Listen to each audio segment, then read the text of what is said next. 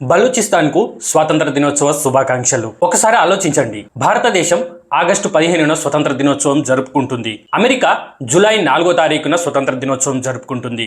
బంగ్లాదేశ్ కూడా డిసెంబర్ 16వ తారీఖున స్వతంత్ర దినోత్సవం జరుపుకుంటుంది. మరి బలూచిస్తాన్ ఆగస్టు 11వ తారీఖున ఎందుకు స్వాతంత్ర దినోత్సవం జరుపుకుంటుంది?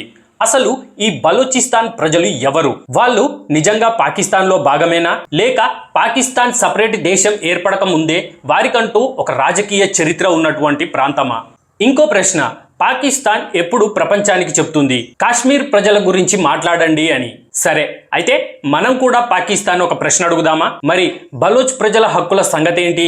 ఇదే ఈ రోజు అసలు విషయం. ముందుగా మరొకసారి బలూచిస్తాన్ ప్రజలకు స్వాతంత్ర దినోత్సవ శుభాకాంక్షలు. ఇది కేవలం ఒక శుభాకాంక్షలు తెలిపే వీడియో కాదు, ఎందుకంటే ఈ ఆగస్టు 11వ తారీఖు వెనక దాదాపు 80 సంవత్సరాల చరిత్ర ఉంది. ఆ చరిత్రలో అనేక రకాలైనటువంటి రాజకీయ ఒప్పందాలు, విలీన పత్రాలు, సైనిక చర్యలు, తిరుగుబాట్లు, ప్రపంచ మానవ హక్కుల సంస్థల హెచ్చరికలు కూడా ఉన్నాయి. కానీ ఈ మొత్తంలో కూడా మేము ఎవరం, మా భవిష్యత్తును ఎవరు నిర్ణయించాలి అనే ముఖ్యమైనటువంటి ప్రశ్న కూడా ఉంది. ఇప్పుడు 1947కు వెళ్దాం. భారతదేశం స్వతంత్రం అవుతున్న సమయంలో ఇప్పుడు మనమంతా బలూచిస్తాన్ అని పిలుస్తున్నటువంటి ప్రాంతంలో కలాత్ ఖానేట్ అనే ఒక రాజకీయ రాజ్యం ఉండేది. దానికి ఖాన్ పాలకుడుగా ఉండేవాడు. అప్పుడు ఈ రీజియన్ మొత్తాన్ని పరిపాలిస్తున్నటువంటి బ్రిటిషర్లతో కూడా దీనికి ప్రత్యేకమైనటువంటి ఒప్పందాలు ఉన్నాయి.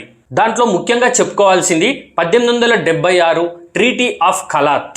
అంటే బలూచ్ వర్గాలు తమ చరిత్ర గురించి చెప్పుకునేటప్పుడు మేము నిన్న మొన్న ఏదో సడన్ గా పుట్టుకొచ్చినటువంటి వ్యక్తులం కాదు అని చెప్పేసి చెప్పుకుంటున్నారు. వాళ్ళు తమ ప్రాంతానికి సంబంధించినటువంటి రాజకీయ చరిత్రను బ్రిటిష్ పాలనా కాలానికి, అంతకంటే ముందు కాలానికి కూడా తీసుకెళ్తున్నారు. ఇప్పుడు వస్తుంది అసలు ట్విస్ట్. 1947 ఆగస్టు 11, అది పాకిస్తాన్ అనే ప్రత్యేక దేశం ఏర్పడటానికి కొద్ది రోజుల ముందు. ఈ కలాత్ విషయంలో పాకిస్తాన్తో జరిగినటువంటి అధికారిక వ్యవహారాల్లో ఈ కలాత్ను ఇండిపెండెంట్ సోవరెన్ స్టేట్ గా గుర్తించినట్టు పేర్కొన్న పత్రాలు అనేటివి ఉన్నాయి. అంటే పాకిస్తాన్ అనేది సపరేట్ దేశంగా ఏర్పడ్డ తర్వాత కూడా ఈ కలాత్ అనే ప్రాంతాన్ని సపరేట్ సోవరెనిటీ ఉన్నటువంటి దేశంగా గుర్తించినట్టు వారు ఇరువురు సంతకాలు చేసినట్టు కూడా అక్కడ అధికారిక ఆధారాలు అనేటివి ఉన్నాయి. ఇక్కడ ఈ కలాత్ అదే బలూచిస్తాన్ గురించి ఒక ఇన్సైడ్ స్టోరీ అనేది చెప్తాను. మన భారతదేశాన్ని ఈ బ్రిటిషర్లు పాలించినటువంటి కాలంలో కూడా ఈ కలాత్ అనేది సపరేట్ సోవరెనిటీ ఉన్నటువంటి ప్రిన్స్లీ స్టేట్ గా ఉండేది. అంటే అది పాకిస్తాన్ ఏర్పడక ముందు కూడా అది సపరేట్ గానే ఉండేది. 1947కు ముందు ఈ మొహమ్మద్ అలీ జిన్నా మన భారతదేశంలో ఉన్నటువంటి ఈ గుజరాతీకి సంబంధించినటువంటి వ్యక్తి ఎప్పుడైతే పాకిస్తాన్ అనే సపరేట్ దేశం కావాలి మాకు అనేసి సంప్రదింపులు జరుపుతున్నాడో అప్పుడు ఈ కలాత్ ప్రాంతానికి సంబంధించినటువంటి నాయకులు మొహమ్మద్ అలీ జిన్నా గారు ఇలా పాకిస్తాన్ అనే సెపరేట్ దేశం కోసం పోరాడుతున్నాడు అని చెప్పేసి తెలిసి ఆయనతోటి మీరు ప్రత్యేక దేశం తీసుకున్నప్పటికీ మా కలాత్ అనే ప్రాంతము సావరెనిటీ ఉన్నటువంటి ప్రత్యేక దేశంగానే ఉంటుంది అని చెప్పేసి ఒప్పందాలు అనేటివి చేసుకున్నారు.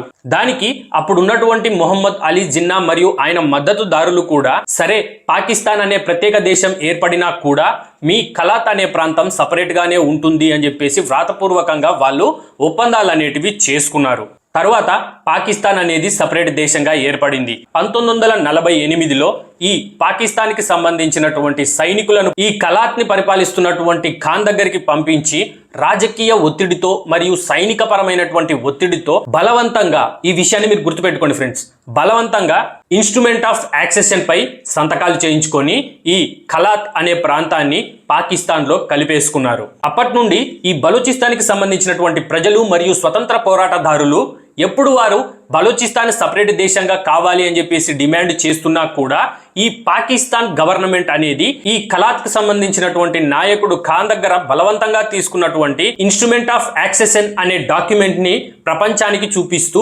బలూచిస్తాన్ ప్రజల యొక్క స్వేచ్ఛను, వారి యొక్క స్వతంత్రానికి మరియు స్వతంత్ర పోరాటాలకు ఎలాంటి చట్టబద్ధత అనేది లేదు అని చెప్పేసి పాకిస్తాన్ అనేది ప్రపంచానికి చూపిస్తూ ఉంటుంది. ఇప్పుడు ఈ బలూచిస్తాన్కి సంబంధించినటువంటి స్వతంత్ర పోరాటదారులు కూడా ఇదే ప్రశ్న వేస్తున్నారు.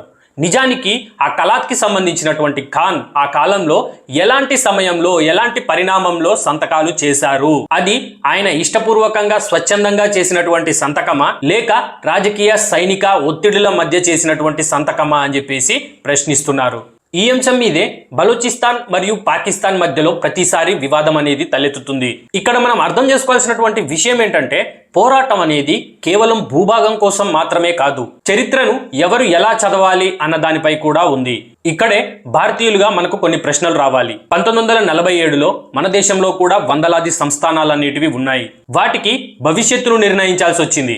ఎక్కడ కలవాలి, ఎలా కలవాలి, ఎవరి ఆధీనంలో ఉండాలి అని. అయితే అప్పట్లో ప్రజల భవిష్యత్తు అనేది ఎంత ముఖ్యమో మనకు బాగా తెలుసు. అలానే బలోచిస్తాన్ ప్రజల విషయంలో బలోచ్ ప్రజల అభిప్రాయం ఏమిటి, అసలు బలోచ్ ప్రజలు ఏం కోరుకుంటున్నారు అనే ప్రశ్న అడగడం ఎందుకు తప్పవుతుంది? అయితే ఎప్పుడైతే పాకిస్తాన్ అనేది 1947లో స్వతంత్ర దేశంగా ఏర్పడిందో 1948లో ఈ పాకిస్తాన్ దేశము కలాత్ని బలవంతంగా తనలో కలుపుకుందో ఆ రోజు నుండి కూడా అక్కడ ఉన్నటువంటి ప్రజలు మరియు స్వతంత్ర పోరాటదారులు ఇప్పటికీ కూడా పాకిస్తాన్ ప్రభుత్వంతో పోరాడుతూనే ఉన్నారు. ఈ బలోచిస్తాన్ స్వతంత్ర దేశం కావాలి అని చెప్పేసి చేస్తున్నటువంటి ఉద్యమాలు మొన్న మొదలెట్టినవి కాదు. ఇక్కడ మీకు ఇంకొక ఇంట్రెస్టింగ్ విషయం చెప్తా చూడండి ఫ్రెండ్స్. 1947లో ఎప్పుడైతే పాకిస్తాన్ అనేది ప్రత్యేక దేశంగా ఏర్పడిందో వాళ్ళు కలాత్తో చేసినటువంటి దురాక్రమణ పనులే సేమ్ అదే రకమైనటువంటి దురాక్రమణ చర్యలు అనేటివి జమ్మూ అండ్ కాశ్మీర్ సంస్థానం మీద కూడా చూపించారు. అంటే అప్పుడు ఈ జమ్మూ కాశ్మీర్ అనేది కూడా భారతదేశంతో కలిసి లేదు, అది సపరేట్ రాజ్యంగా ఉండేది. అప్పుడు విడిగా ఉన్నటువంటి ఆ జమ్మూ కాశ్మీర్ రాజ్యానికి రాజుగా ఉన్నటువంటి రాజా హరిసింగ్ గారిని కూడా ఇదే పాకిస్తాన్కి సంబంధించినటువంటి ఆర్మీ కూడా బెదిరింపు చర్యలు అనేటివి చేసింది. మా పాకిస్తాన్తో కలవండి, లేకపోతే మీ పైన సైనిక దాడి అనేది చేస్తాము అని చెప్పేసి. కానీ ఆ సమయంలో మన భారతదేశం అనేది ముందుకు వచ్చింది. పాకిస్తాన్ చరిత్ర అనేది ఇలానే ఉంటుంది. ఇప్పుడు ఈ 2026 ఆగస్టు 11వ తారీఖున బలూచ్ స్వాతంత్ర ఉద్యమం అనేది మళ్ళీ ప్రపంచం ముందుకు వచ్చింది. రిపబ్లిక్ ఆఫ్ బలూచిస్తాన్ పేరుతో స్వతంత్రాన్ని ప్రకటించుకున్నట్టు చెప్పుకుంటూ అంతర్జాతీయ గుర్తింపు కోసం పిలుపునిచ్చింది. ప్రస్తుతం బలూచిస్తాన్కి నాయకుడిగా ఉన్నటువంటి మీర్ యార్ బలోచ్ ప్రపంచ దేశాలను బలూచిస్తాన్ను రాజకీయంగా, దౌత్యపరంగా, నైతికంగా గుర్తించాలని కోరాడు. ఇంకా బలూచిస్తాన్కి సపరేట్ పాస్పోర్ట్లు, సపరేట్ కరెన్సీ, సపరేట్ దౌత్యపరమైనటువంటి సంబంధాలు, అంతర్జాతీయ గుర్తింపు ఇలాంటి అంశాలపై ముందుకు వెళ్లాలని కూడా ప్రకటించినట్టు తాజా వార్తలు వస్తున్నాయి. అంటే ఇది అంతర్జాతీయంగా బలూచిస్తాన్ అనేది ప్రత్యేక దేశంగా గుర్తింపు పొందిందని కాదు, కానీ ఈ స్వతంత్ర ఉద్యమము తన డిమాండ్ను మరింత బహిరంగంగా ప్రపంచం ముందు ఉంచుతుందనే విషయము స్పష్టమవుతోంది. సో మొత్తానికి ఈ బలూచిస్తాన్కి సంబంధించినటువంటి నాయకులు మరియు స్వతంత్రం కోసం పోరాడుతున్నటువంటి ఉద్యమకారులు ఆగస్టు 11, 2026వ తారీఖున బలూచిస్తాన్ను స్వతంత్ర దేశంగా ప్రకటించుకోవడం జరిగింది. సో బలూచిస్తాన్ ప్రజలకు నా తరపు నుంచి స్వతంత్ర దినోత్సవ శుభాకాంక్షలు. ఈ వీడియోలో నేను చెప్పినటువంటి అంశాలపై మీ అభిప్రాయం ఎలా ఉంది? బలూచిస్తాన్ ప్రజలకు స్వతంత్రం అవసరమా, లేకపోతే వారు పాకిస్తాన్తోనే కలిసి ఉండాలా? మీరేమని భావిస్తున్నారు? మీ అభిప్రాయాలను కూడా కింద కామెంట్ సెక్షన్లో కామెంట్ చేసి తెలపండి. ఈ వీడియో కనుక మీకు నచ్చినట్లయితే లైక్ చేసి షేర్ చేయండి.